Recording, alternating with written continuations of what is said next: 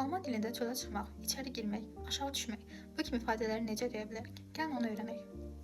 Bugün direksional adverbium, yəni istiqamət bildirən zərfləri öyrənəcəyik. Bu zərflərə raus, rein, runter, rauf und rüber aiddir. Almanlar bu zərfləri feillərlə birlikdə ayrılan feillər kimi istifadə edirlər. Gəlin nümunələrə baxaq. Rausgehen çölə çıxmaq deməkdir, çölə getmək deməkdir. İndi bir dənə nümunə verək buna.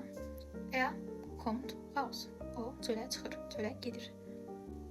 Reinkommen içəriyə gəlmək, içəriyə girmək deməkdir. Məsələn, deyirəm ki, içəri gəl. Komm alle rein. Rauf yuxarıya, rauf gehen yuxarıya çıxmaq, yuxarıya getmək mənası verir. Məsələn, deyək ki, o yuxarıya çıxır, o yuxarı çıxır. Er geht rauf. Və yaxud deyə bilərik ki, pilləkənlərlə çıxır. Er geht die Treppe rauf. Daha sonra runter, yəni aşağıya, runtergehen və yaxud aşağıya düşmək deyə bilərik. Runterfallen. Necə deyərik, məsələn, o aşağıya düşdü. Er fällt runter.